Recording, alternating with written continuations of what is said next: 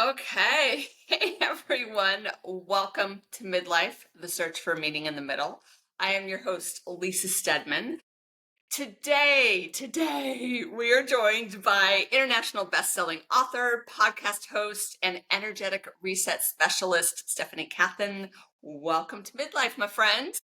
Thank you so much. What a journey this midlife thing is, right? Oh, And I'm so glad you're interesting. talking about it because there's just so many men too, but women who really are feeling the weight of midlife and don't really know what to do with it and don't know how to communicate with others because we have this shame thing, right? Like we're in midlife and Well, we we have don't really shame, want to but we talk also about it. have rage. Oh my God, you are not kidding. The rage is real at this age. I find the time as the time between bleeds expands, the rage expands. Agreed. Agreed. And you know what else I notice about midlife is I don't have the patience that I used to have or the tolerance that I used to have. That's why they call it zero fucks, my friend. I can already tell we're gonna go off script, which I love. Um, because that's where the real juice is. I've got questions, but let's start here because okay, zero fucks, all the rage. I think they're intrinsically linked. I think it's also called testosterone, whereas we've been heavier in estrogen, maybe. So we've been a little more complacent and compliant and demure, and not the good ways. And then we get to midlife and the hormones are surging and shifting and depleting and changing, and the period changes and then it stops and all the things. And we're left kind of scrambling because life in this body as we knew it the experience has dramatically changed. Oh my gosh. There's so much that my body has to say about this. like Like, please share. We're going off script. Share. when I feel like when I first you'll see this little creature every now and then she climbs up my leg, so she's a Yes, I've guest got too. two in the next room that are cozy on the daybed with the hubs. My body doesn't tolerate the old habits that I used to have, like the staying Mm, up late, um, fast moving, noise, like I noise. used to love concerts and stuff, and now I'm like, oh my God, I just want to go home and like read a book. That moment in an evening when you're out, you actually put on clothes, put on makeup, left the house, and that moment where you go, oh my God, I can't wait to go home and put on comfy sweats and cozy up. Yes, it's so true. And that Another now thing, starts at 8 o'clock.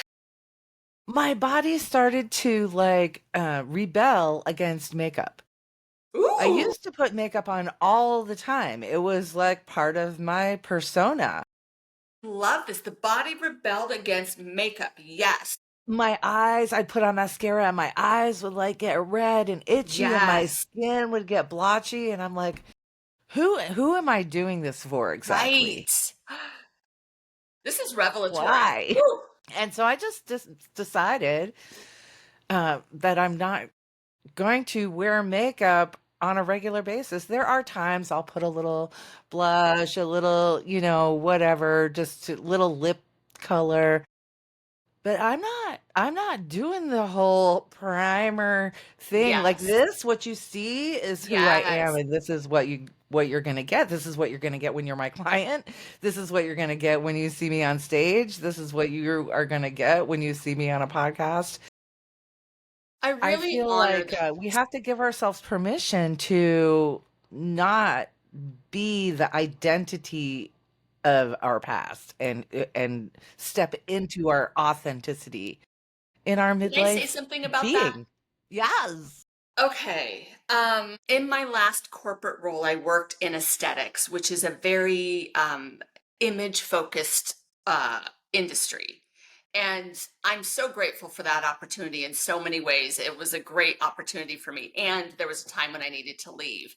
And since leaving, I haven't once thought about that facelift that I used to think about every day when I was at that job. I haven't once thought like I need to go get a body lift. And it's no disrespect to the people there. It was my experience at this age. I was doing some compare and despair. I was doing some keeping up with the Joneses. I was also doing a radical check in to like, Lisa, is this really who you are, or is this where you're at in your environment? And I couldn't discern that until I left and that voice stopped. I'm not going to say I'm still not envious every time I see Kris Jenner's face, because yes, I want to look 20 again, but that's her choice, her money, her decision. That's not my choice, my money, my decision.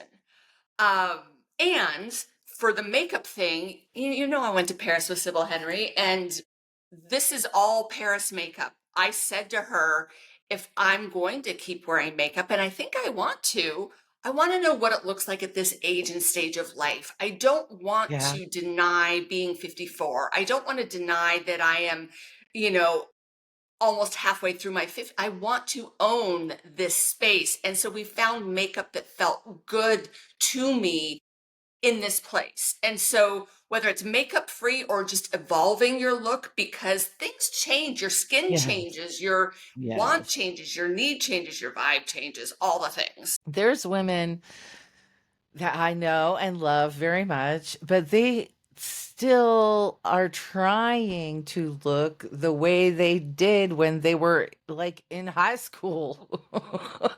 A lot of that is society, I think, and a lot of that is we just don't know better. A lot of times, unless we do the work, both the inner work and like working with someone like Sybil, like we don't know that style evolves as you get older. I mean, there's just, and there is such a societal pressure if we buy into it and it's a conscious choice not to, that it's okay to age, that it's beautiful to age. Jennifer Esposito is an actress who I love, and I'm obsessed with how she's showing. Stunning woman, gorgeous, stunning, was always super fit and pretty. And then I just stopped seeing her anywhere. And then all of a sudden she's all over my Instagram feed, which I love. And she's in this no fucks era, loose curls, like doing her and talking about this kind of stuff. And it is lighting me up because I'm like, oh, I remember you when you were doing all the things. And this, you giving no fucks, is like an even more interesting version. And I love the version before. And it's freeing, right? It's so Freeing. freeing. Yes. We Ooh, we spend got, so much time under the weight of those fucks. You know what I mean? Under the weight of they we are have to heavy. care what other people think. And then we forget who we are and what matters to Yes. us because we're so immersed. And it's just, it's life, especially as a mother, as a grandmother, um, as a wife at one time. Yeah. You know, you are always trying to fit into somebody else's v- version of who they think you should be. Your identity is so and so's mother, or so and so's wife, or so and so's employee, or so and so's boss, whatever. And you kind of lose who you really are. And for the Yes. last And 15 years or so, I've just went head first into discovering and remembering who I am. That's the key piece is like the remembering, remembering. remembering and discovery, right? Because we do Yes. evolve. I love what you just said because you know this, and you've met Louis, my husband. We've been together 20 years. I love that man almost more than I love breathing. Like, oh my God, I'm obsessed with this human in all the healthy ways. Um, and I recognize times where I have complied to fit into the marital relationship. And when I left this last job, I was terrified it would break us apart because we had a partnership that had an agreement based on both of us working. And I didn't know what that would look like. And he lost his job last year, and that was a journey. And what I have seen, because again, when I left, I was like, God, I really hope I don't have to leave the man too. He has shown up at every moment and been the support system that I I couldn't have asked him to be, because I would have felt like I was asking for too much. Right. And what I keep saying to him, because I have to own my side of the street, is I was not this good to you when you went through this last year, and I am sorry, and you are teaching me. Like, I would go into my own fear about like what was happening with his job loss, whereas he may go into fear about my job loss, but he never gives that to me.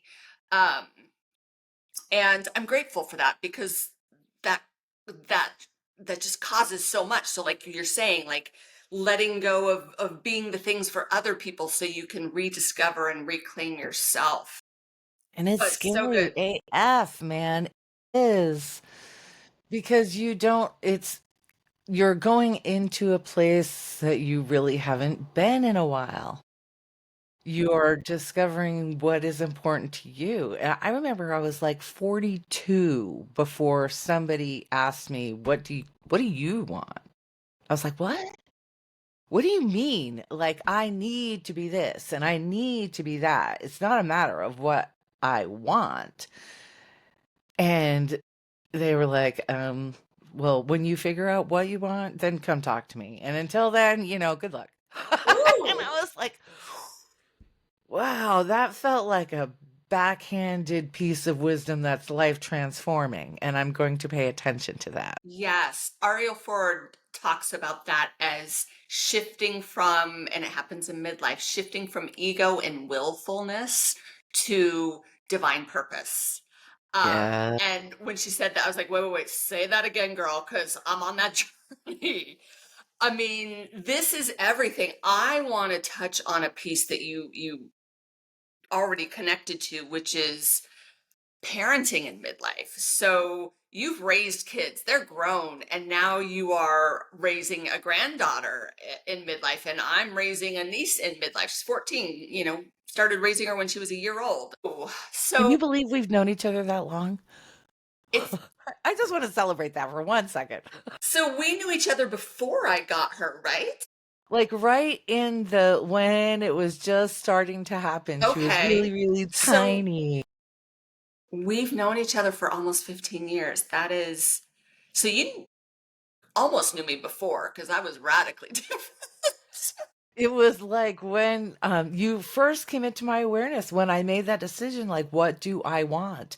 And then all of a Mm, sudden I'm seeing this woman, Lisa Steadman, with her life on energy, just talking my language. And it felt like you were talking directly to me. And I'm like, who is this woman that can see into my soul? Like, I've never even met her. Who the hell is she?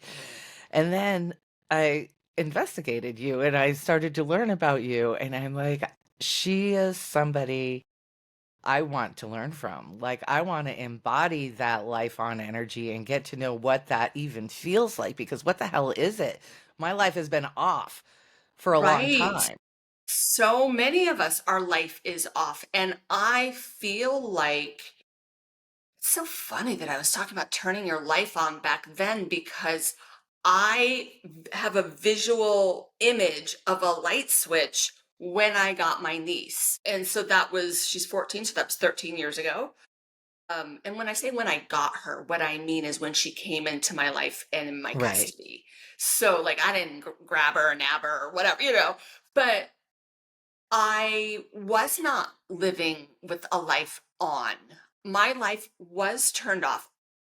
I have a visual of me hanging on by a thread of vulnerability, and like I had gotten married, I was running a business, and I was so afraid of my own shadow. So I think it's hilarious that I mean, clearly, who knows? I just am really tuned in and having compassion for that version of me, because clearly I was on to something.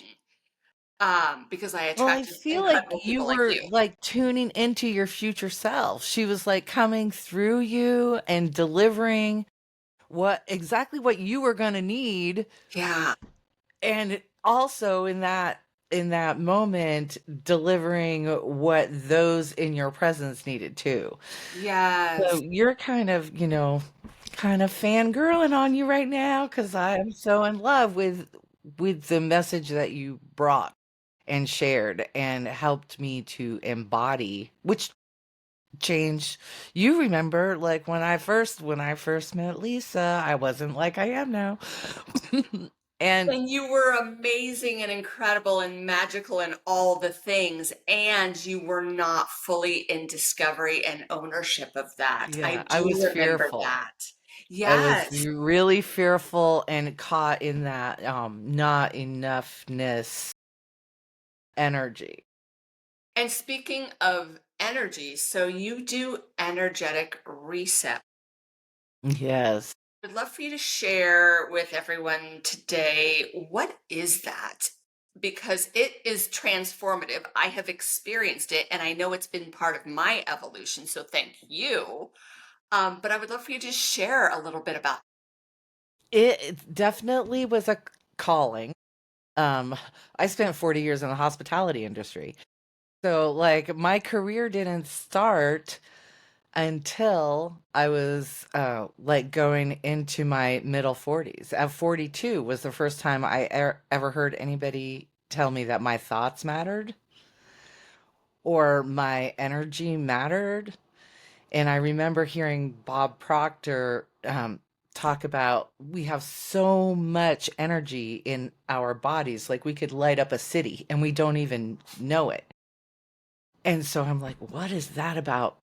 And I remember sitting in my little shop. I sold candles and soaps in this little Yes, Vermont shop. And in a fairy costume.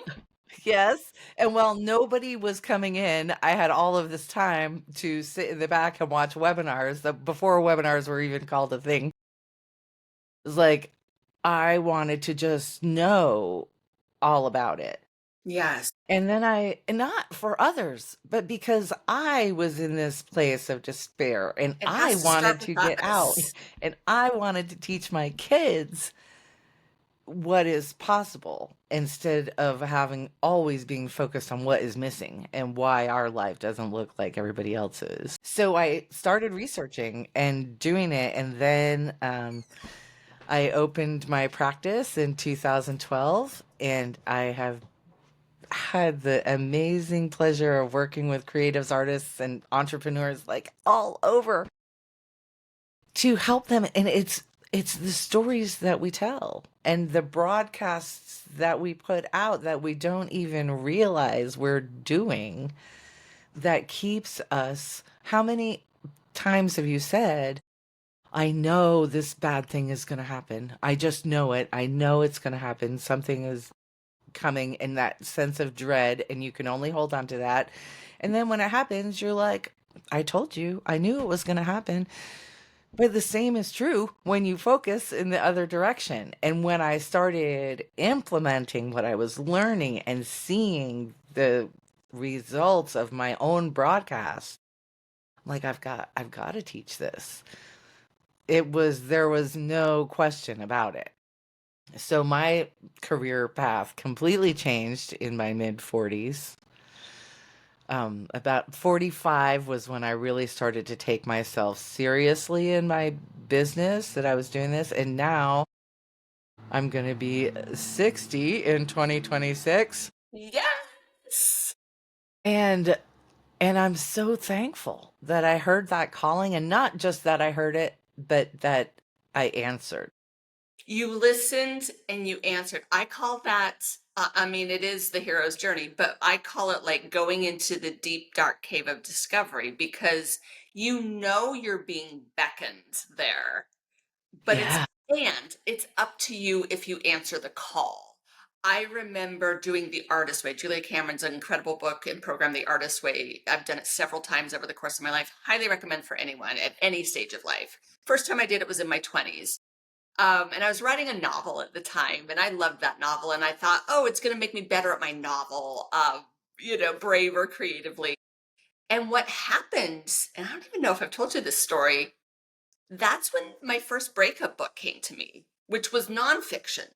So I was midway through writing a novel and going through a breakup with a, a handsome tall man who worked three cubicles away from me in corporate America. And he was taller than the cubicles and he was very charismatic. So he was loud and I couldn't escape his voice after we broke up. And so I broke up with corporate America, broke up with him and launched a breakup brand.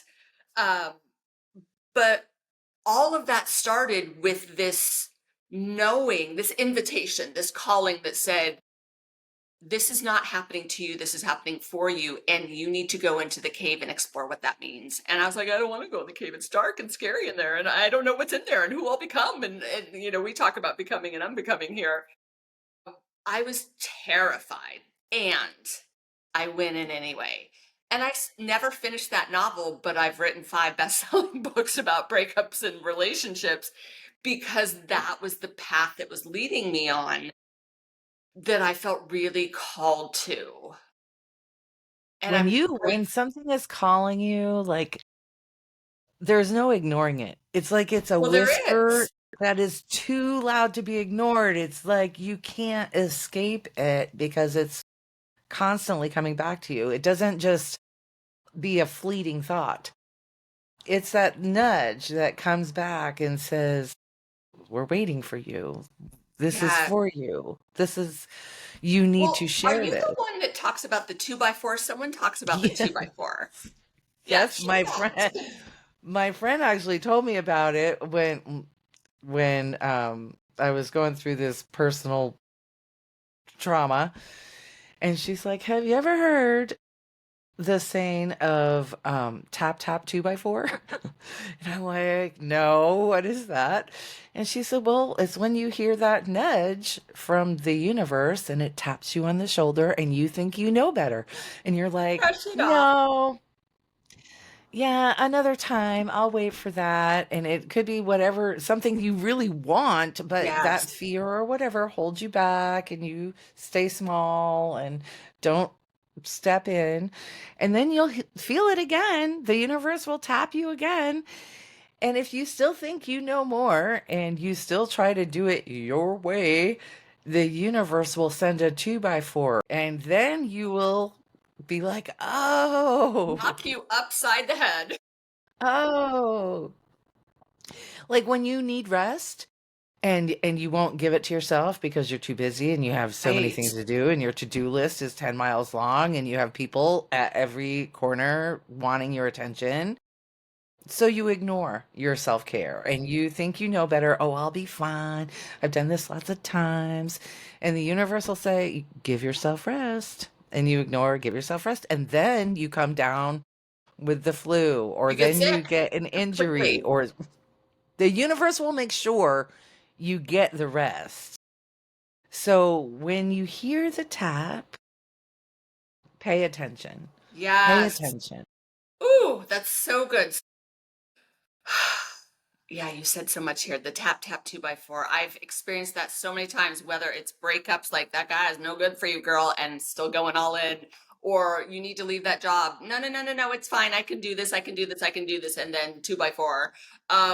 All the things, all the things. It's such a, I am not, I'm gonna out myself. I am not a quick study. I typically require the 2x4. We all do it, because we think we know better. It's my willfulness. We think we know better. We think we can handle it. We think whatever. But if your deep desire is to do something, you're hearing a calling that you're not listening to, Yeah. the universe will fire that job from you. Yes. Ooh, well said. Or yeah, yes, all the things. Fire that job, fire that man, all the things. Yes. Um, I want to go back to something you said about like you wanted to learn this energetic reset and all of the mind growing things that you do for yourself first. And then you said Yes. because you also wanted to pass it on to your kids. What have you passed on to your granddaughter as her primary caretaker? Um, in midlife at well, this that juicy age? she's a lot more powerful than she thinks.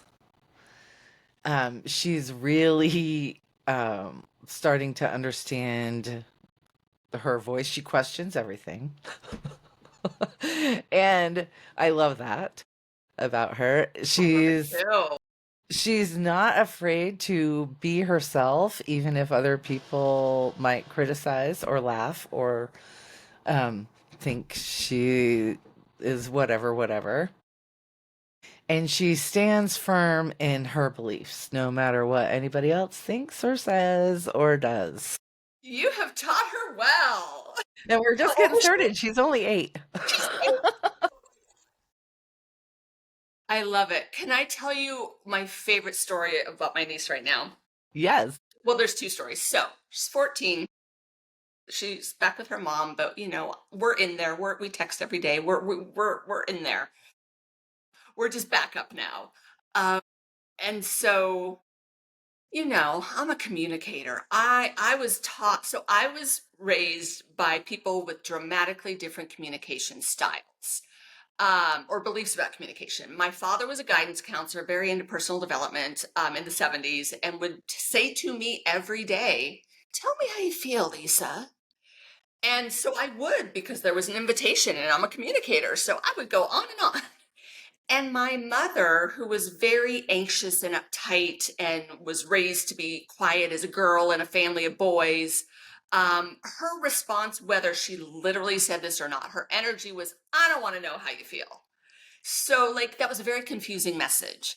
And I really think it's one of the reasons I became a writer, because it was safe to put words on paper. It was not safe to communicate out loud. I had to find my voice as an adult.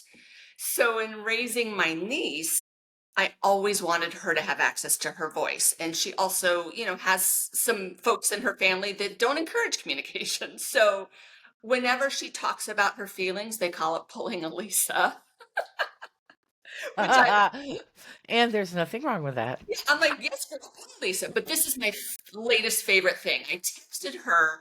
We've seen the movie Jaws together, and there's an exhibit at the Academy Museum about the movie Jaws. So I texted her the other day. I was like, "Hey, do you want to go see the Jaws exhibit with me?" And she texted back and she said, "You know what? My social battery is really full, and I need to take some time to be alone this weekend." I love that I was like, "Girl, so I didn't much. get those words till I was 50." I love that She so created that. much. I didn't teach her that. And I was like, "Good for you. Honor that." I said, "The fact that you know this at 14 is going to save you lots of time." Yes. Oh my gosh. That's like a superpower to have at 14. Like, and that she can communicate it and articulate it. I was blown away. I was like, "All right, well, you have officially become the teacher. Teach me." Amazing. I love that so much. Oh my God. Okay, so energetic resets, rewriting stories. Why is that so important in midlife? Like, I feel like we've touched on it a lot, because a lot of times we go through life thinking we can fit into the mold, and that if we follow the proper directed course, we will get through life successfully. And then we get to midlife, and whether it's the 2x4 or what, like, it's a reality check in so many ways. So how do energetic resets in midlife shift what's happening? Well, for me, what it has done is helped me remember and connect to that divine peace that lives in all of us, that divine energy that flows to us and through us all days, all hours, all minutes, all ways. And tap into the truth of who we really are and what is really important to us. Not what is important to the mother, not what is important to the grandmother or the spouse or the employee or the boss, but what is really important and resonates with your soul. And also, it helps you understand the inner guidance system that you have, how to communicate with it so that when those things happen again, you can reset yourself. Like when a client comes to me, I give them the whole thing. I'm not one of those people that's like, okay, here's a little bit, and then I mean, I want to upsell $5,000. you with this, and that will help you with this, and then I'm going to get you into this Right, program. I want to give you all the stuff right. And because you do. Thank you for it's really important that my clients know how to do this for themselves because it's a self-reliance, and when you realize that you don't need another person outside of yourself for any damn thing, it's very empowering. agreeing. And it shifts you from that perspective of I am not good enough, or I am not enough in some way, pretty enough, young enough, whatever All the the things. not enoughness is, to I am divine by design, and I have all of these tools, and I have all of these indicators that I can communicate with that nobody ever told me about. They teach you for about 5 minutes in school. They Yeah. teach you about all of the vibrations, the senses, the five senses. They don't go into the sixth. If you go into the sixth, you're woo woo. But they teach you about the five, and then that's it. They don't tell you that it runs everything. Your vibration runs everything. Like there's nothing that vibration doesn't touch. It's in everything. Everything is moving, everything is vibrating. And it also gives you, when you reset your own energy, it activates your own personal power. You realize you Yes. don't need another person. You don't need, I mean, not that we don't like being around other people. That's not saying go isolate Right. yourself. Right. It's saying, That's but different. you can, you can shift things. Other people will show up because that's how alignment works. It will Mhm. align you with the person who has the opportunity.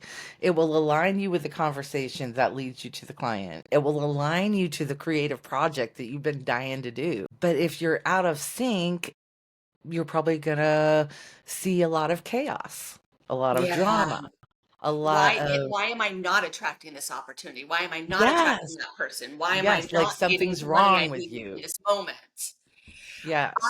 I want to presence this because I've been so giddy to talk to you that I would say for the first half of our conversation, my energy was really giddy in my body. And the minute you started talking about this, and I'm curious for our audience, did y'all just calm the F down? Like I got super grounded, super quiet. It was very buzzy in my body. And now I'm like so here, tuned in, present, soft, thoughtful. And what you are saying, you have just beautifully articulated the space that I am in right now in my life that I have craved, desired, dreamt about, demanded, commanded, all the things like all the hustle and willfulness has not allowed. And when I reflect with what you're saying, the surrender, the peace, the quiet, the spaciousness, the intentionalism, the visioning, the self allowing has been what made it so. Woo! We're a lot more powerful than we give ourselves credit for. I'm so grateful. Thank And you. it is, your energy is really everything. And don't just take my word for it. Like, go do some research about it. Go investigate it for yourself. Do some tests. Do some fun experiments. There's a book called E Squared by Pam Grout, which has Ooh, like 9 experiments in it that you can do that will show you firsthand, give you a really clear glimpse of how powerful your thoughts are. And then as you see that, and you do these experiments and you see them for yourself, you're like, oh my God. One of yeah. the experiments in it is to like pick a color car that you want to see. And I remember being in the car, we were going for a ride over the mountain. I was with my friend, and I was telling her about this. She wasn't a believer in any way. She's like, oh, this is such bullshit. This is crazy. And I'm like, okay, well, pick a color and a vehicle that you don't see often, that that you want to start seeing so that you can know this works. So she picked an orange truck. Okay. So we're driving along, didn't see any orange trucks. That week, she got a new job. She's videoing me from her new job. It was with the state. And in the video, she's surrounded by all these orange dump trucks because she's driving a plow truck now for the state. And I'm like, I just don't know if you noticed this yet, but have you looked at all of the orange trucks around you right now? She looked around, she got totally freaked out. She hung up on me. We were done. She's like, this shit's We were done. I'm like, oh, oh my it, God. some people can't handle the power. Some people Yes. can't Woo. handle the shock to the system. Like, oh my God, if this is real, then what have I been doing with my whole life? Right. There is that. There is that. There really is that. And it is that's a real fear. That's a real thing. And it can stop you in Confronting. your tracks and paralyze you if you let it. Yeah. But you don't have to let it. That's Right. the good news. You don't have to let it. Right. Ooh, that reminds me of this whole notion of becoming and unbecoming. So I've been writing about this on Substack. You've been tuning into it. I love your Substack, by the way. Thank you. This, unbecoming as a word has this negative connotation. Like you are unbecoming, meaning like you are All right. inappropriate. You are not doing what's supposed to be happening right now. All the things.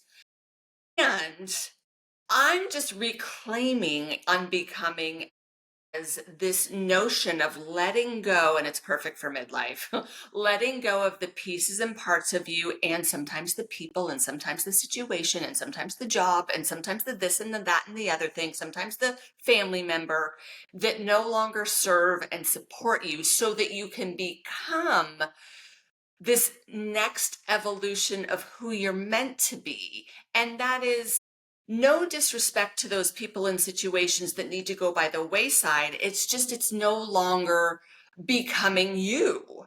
And that's okay. And there can be a lot of pain and fear of loss and grief in that journey, and that's focusing on what we're losing. And so I used to write books about breakups, and my whole thing was it's okay that you're losing stuff because you're regaining you. Like I'm more excited about your future than I am worried about your past. I'm more excited about you reclaiming you than when you're going to meet another man. Like if another person comes into your life, great.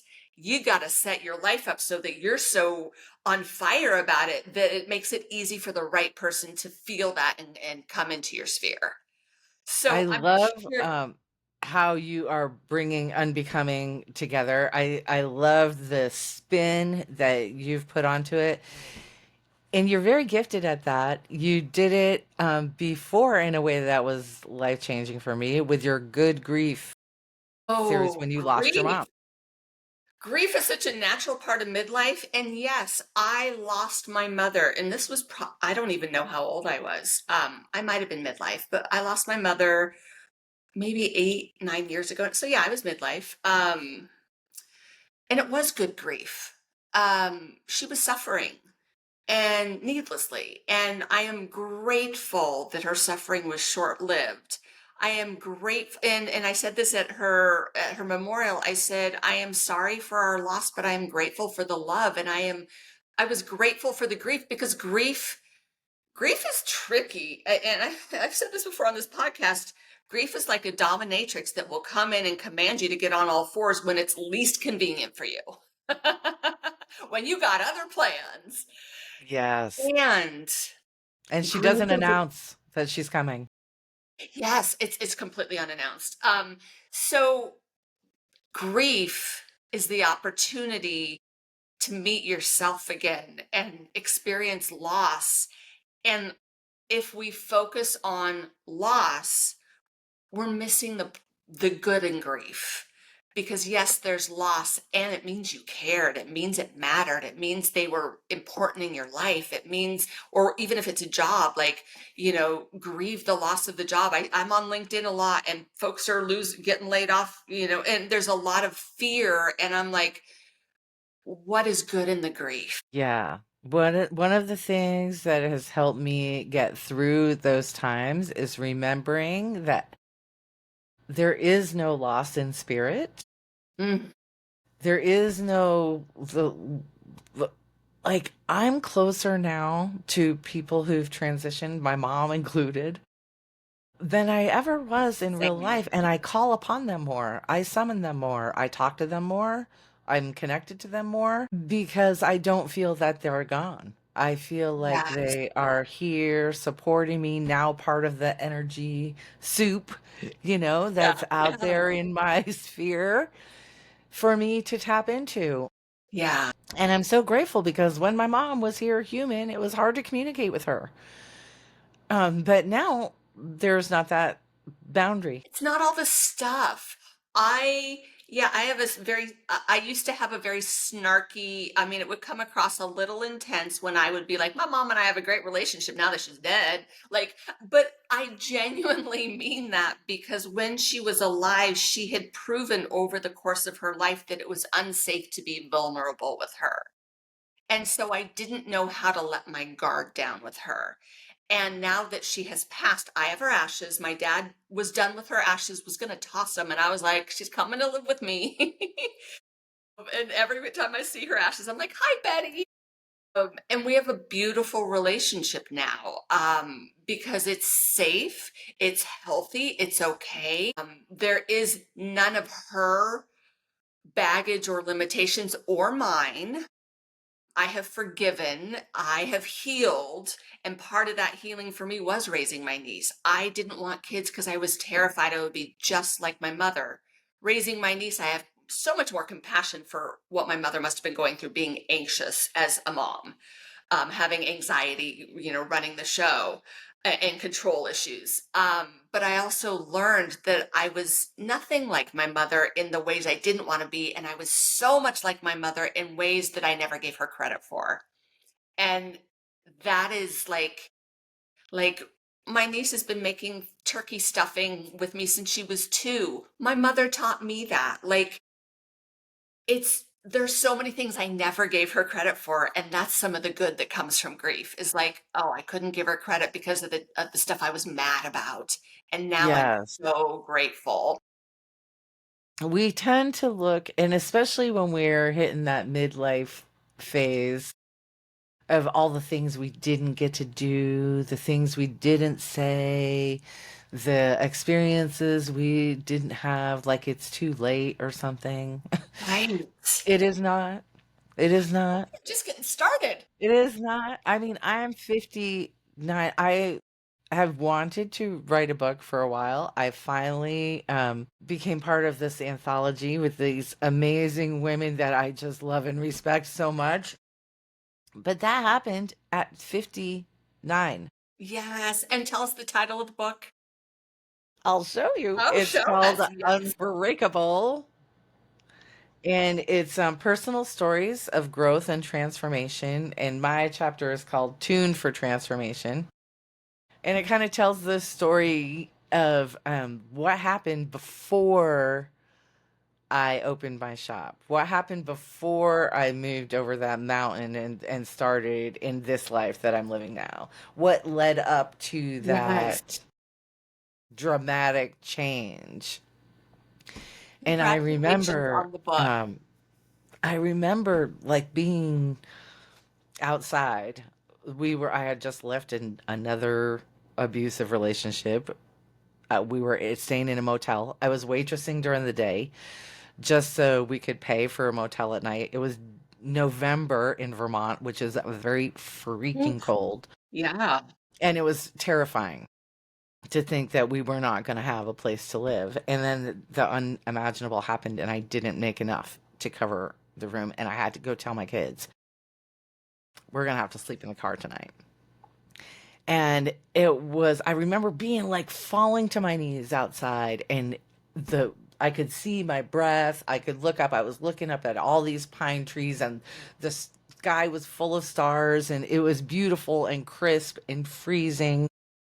And I was like, Why? Why is my life so different from the successful people that I see out there in the world?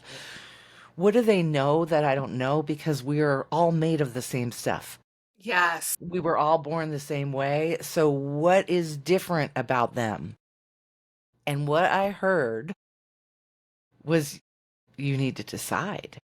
And I didn't really know what that meant in that moment. You're I like, did decide make what? some I did make some decisions that day. I decided that I wanted more for my family. Yes. I wanted more for myself. I wanted more than what my reality was currently showing me was possible. And I set off in search of answers to find out what that meant. And that just led to becoming unbreakable. And I Becoming an international bestseller at my gosh, 59. I know. And what's Yes. really cool about this, the intent behind this book was not to make money or get on some list because all of the proceeds of this book go to Kiva. I don't know if you're familiar Oh with my God. Kiva. Yes. Kiva. Yes. But it Loans helps women for, entrepreneurs yep. with microloans. It supports Yes. women entrepreneurs all over with little microloans that they can get and pay back and grow and buy supplies and It's do such whatever a to grow their great, business. yes, yes, yes. Such a great organization. And so the giving energy, all of us deciding that we're going to pour our whole selves into our story. And that pouring is going to just beam out and support women entrepreneurs all over the world. It it gave a new visualization. So like when I was doing I do visualizations a lot. Yeah. And one of them that I do is like I imagine the world in my mind, the planet, and I see myself like beaming this light, and it just beams across and it lights up all of the pieces of the globe that's in my mind, all of the pieces of the planet. And then it goes closer and closer, and then I'm seeing people that my light is touching, like the women. I'm imagining women in like Uganda or something being able to get the supplies to craft their wares and then sell them, and the smiles on their faces when they make that sale, and that money is coming to them, and that prosperity and that independence and that joy. And that is the energy that's in here. And so when it went to international Very nice. bestseller, I was like, of course it did. Of course it did. Uh, because it was the energy that was poured into it, and your energy is so much more powerful than you think. Like if you don't learn anything else in your life, learn about energy. Learn about how it affects you and vibration, and do your own research. I encourage everybody I love to that you're find your saying own that. answer. You're like, don't just take my word for it. Find the information that you need to see what works for you. Yes. And your whole premise is energy works with me. So like, oh, oh my God. It's so good. It's transforming on a cellular level. Like Yes. your cells don't respond the same when you are tuned than when you're out of sync. When you're out of sync, everything responds in chaos and vagueness and Yes. split results, and not sometimes close to what you want, close to the goal, but not in sync with the goal, not Yes. resonating with the goal. So I now I teach remember people how to do that. I remember my first experience with that concept. I have Hashimoto's, and sometimes that means I have inflammation and pain throughout my body. And I was having a flare up. I was probably in my early 30s at this point. I was having a flare up, and I met a man at an event who said, I was like, oh, what do you do? And he said, I help people envision a better future or something like that. And I just started to bawl. I was like, ugh! But I like walked away from him because I didn't want him to see me cry. And I ended up working with him. And it's so similar to the work you do, but it was my first experience with it because I just remember what would happen. It would be flare up and I would be just have pain riddled throughout my body. And then I would get on a call with him and within 15 minutes it would completely disappear. And I was like, it's not him. So how do I learn this for me? And he was a masterful teacher. So it wasn't that it wasn't him, but like you're saying, this is all within us. And you modeled this so beautifully with your own journey, but also your generosity of spirit with your clients and with the world and how you show up and share. It's not, I'm going to give you a piece and then give me a dime and, like that whole thing. So thank you for that. Thank you for being in my life too. I feel the same way. I'm thankful for you every frigging day. A lot of people don't know this. Lisa Steadman saved my life back in 2014 because she believed in me and nobody else did. And I barely had this much belief in myself. I had enough to state it, but not enough to step into it. And then there was this woman who said, I believe in you too. And you can do this. And I will stand beside you and I will walk with you. And she did. And look, here we are. Privilege of my life. It is a privilege to witness incredible humans like yourself and see what, like, I mean, it was, I can joke and say that it was not a gift when I was dating because I could see the potential and that's what I would fall in love with. But I see people for who they really are. And sometimes I forget that that's not who they are today. Right. Right. We all do that. We all Yeah. do that. And our mind is such a powerful thing. There's this woman that I've been studying. Her work just became available recently. She wrote her first book like 100 years ago in 1926, and she self-published it. So for a woman in 1926, 1925, 26, Yeah. so 100 years ago, she was a children's book illustrator. She did that for a living. And then she decided that she was going to go into the metaphysical world and start teaching the truths that she knew. And her work was like lost for a long time. It wasn't available. And now you can find it. And her first book was called The Game of Life and How to Play It. And the next Great one time. is Your Word is Your Wand. And her name is Florence Scovel Shinn. It's a She great is name. my new literary hero. I am soaking up as much of her wisdom as possible. And it just is, it feels like truth. You know, when you find something Mhm. that just feels like truth, like you Oh, it feels know so it's true. good. And then you practice it and you're like, OMG, like this is really reals. It's that kind of wisdom. Wow. And Thank you so for I sharing encourage that. anybody to go find her book. Go find her book. Yeah. Go check her out. See what you think. And practice as if your word is your wand because every story that you tell about yourself, that you're not enough, that you can't do it, that you are a failure in some way, that you've done it wrong, that there's no fixing it, that you'll never get out of this. Those are all creations. And what she teaches is that your words are not just idle sounds, they're divine decrees that the universe Mhm. responds to. And so, why not declare what is going to benefit you? Right. Why create with this beautiful magic wand that you have in your tongue?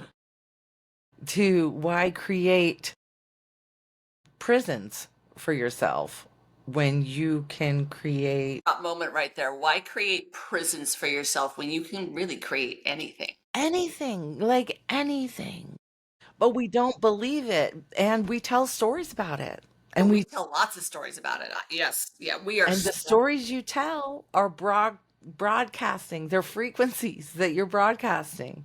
And the universe is going to respond to that broadcast. Whatever it is, it doesn't care. yeah, no, it does. It doesn't care. Stephanie. It'll give you because that's how powerful you are. Yes. I had this one client was like, "Well, what do you mean?" I mean that you are so powerful you can feel like shit if you want to. That's how powerful you are. But why would you want to? Would you want to? And you have control over it. You have control over that.